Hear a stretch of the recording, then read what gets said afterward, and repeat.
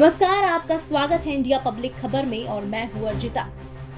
पूरा भारतवर्ष अपनी आजादी का अमृत महोत्सव मना रहा है। स्वतंत्रता के बाद इन स्वर्णिम 75 वर्षों में भारत ने विकास के कई आयामों को छुआ है, लेकिन आज जिस खुली हवा में हम आजादी से सांस ले पा रहे हैं, उसकी कीमत भारत के महान और देशभक्त वीर सेनानियों ने अपने प्राण न्यौछावर कर चुकाई है।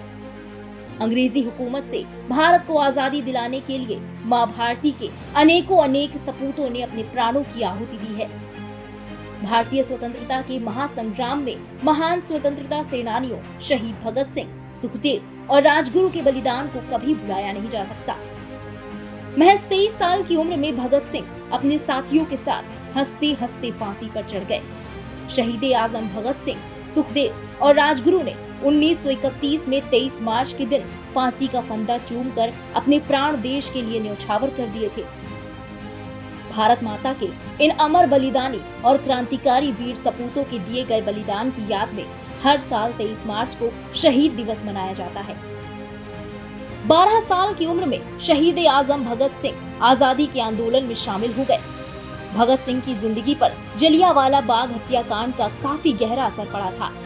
साल 1919 में अंग्रेजों द्वारा किए गए इस नरसंहार ने भगत सिंह की जिंदगी बदल डाली। उस वक्त भगत सिंह केवल 12 साल के थे। ऐसा कहा जाता है कि भगत सिंह ने जलियांवाला बाग में ही अंग्रेजी हुकूमत के खिलाफ लड़ने की कसम खाई थी। भगत सिंह ने सुखदेव के साथ मिलकर लाला लाजपत राय की मौत का बदला लेने की योजना बनाई और लाहौर में पुलिस अधीक्षक जेम्स स्कॉट को मारने की साजिश रची। हालांकि गलत पहचान की वजह से सहायक पुलिस अधीक्षक जॉन सॉन्डर्स को गोली मार दी गई थी, जिससे अंग्रेजी हुकूमत बौखला गई, लेकिन भगत सिंह और उनके साथियों को पकड़ नहीं पाई। इसके बाद अंग्रेजी सरकार दिल्ली की असेंबली में पब्लिक सेफ्टी बिल और ट्रेड डिस्प्यूट्स बिल लाने की तैयारी में थी। ये बहुत ही दमनकारी कानून थे और अंग्रेजी हुकूमत इन्हें पास करने का फैसला कर चुकी थी। शासकों का इस बिल को कानून बनाने के पीछे उद्देश्य था कि जनता में क्रांति का जो बीज पनप रहा है, उसे अंकुरित होने से पहले ही समाप्त कर दिया जाए। गंभीर विचार विमर्श के बाद 8 अप्रैल 1929 का दिन असेंबली में बम फेंकने के लिए तय हुआ और इस काम के लिए भगत सिंह और बटुकेश्वर दत्त का नाम निश्चित हुआ।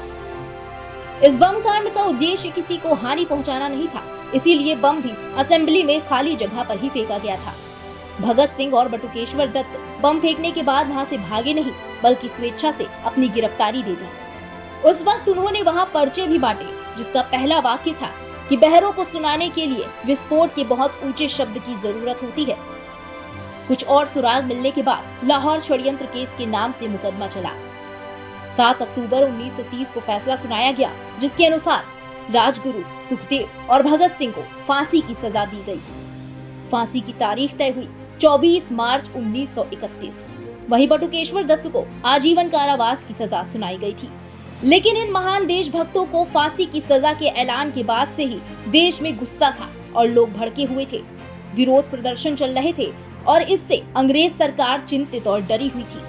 यही कारण रहा कि अंग्रेजों ने बिना जानकारी दिए अचानक ही तीनों के फांसी के दिन और समय में बदलाव कर दिया और भगत सिंह और उनके साथियों को तय समय से 11 घंटे पहले ही यानी 23 मार्च 1931 को शाम 7:30 बजे फांसी पर चढ़ा दिया।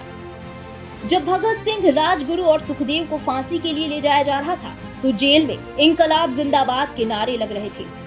हंसते मुस्कुराते भगत सिंह भी आवाज से आवाज मिला रहे थे। फांसी के तख्ते पर पहुंचने से पहले जेल वार्डन छतर सिंह ने भगत सिंह से वाहे गुरु की प्रार्थना की गुजारिश की, लेकिन भगत सिंह का जवाब सुनकर वार्डन भी हैरान रह गया। भगत सिंह बोले, सरदार जी, मैंने पूरी जिंदगी याद नहीं किया। अब जब मौत सामने खड़ी है और प्रार्थना करूं, तो वाहे गुरु भी कहेंगे कि ये तो कायर इंसान है। मैं अपनी राय नहीं बदल सकता। तीनों की फांसी के बाद जेल वार्डन बैरक की तरफ भागा और फूट फूट कर रोने लगा। वो कह रहा था कि 30 साल के सफर में उसने कई फांसी देखी, लेकिन फांसी के फंदे तक इस बहादुरी के साथ जाते हुए पहली बार किसी को देखा है। कहा जाता है कि कोई भी मजिस्ट्रेट फांसी की निगरानी करने को तैयार नहीं था। फांसी के वक्त भगत सिंह के चेहरे पर मुस्कान थी और उन्होंने ब्रिटिश सरकार के खिलाफ नारे लगाते हुए फांसी के फंदे को चूमा था। भगत सिंह और उनके साथी राजगुरु और सुखदेव को फांसी दिया जाना भारत के इतिहास में दर्ज सबसे बड़ी और महत्वपूर्ण घटनाओं में से एक है। भगत सिंह ने भारत के स्वतंत्रता संग्राम में महत्वपूर्ण भूमिका निभाई।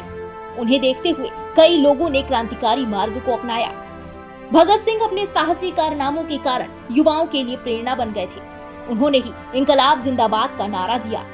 उन्होंने अपने 23 साल के जीवन में वैचारिक क्रांति की जो मशाल जलाई, वो आज भी जिंदा है और अनंत काल तक यूं ही देशभक्ति और अत्याचारों के विरुद्ध क्रांति की ज्वाला बनकर हर भारतवासी के हृदय में जलती रहेगी। लिख रहा हूं मैं अंजाम जिसका कल आगाज आएगा, मेरे लहू का हर एक कतरा इंकलाब लाएगा।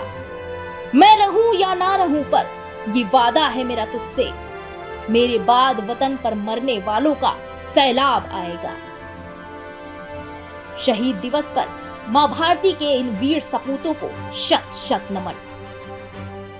इस खास पेशकश में बस इतना ही। देश दुनिया की अन्य खबरों के लिए सब्सक्राइब करें इंडिया पब्लिक खबर के YouTube चैनल को, साथ ही बेल आइकन दबाना ना भूलें।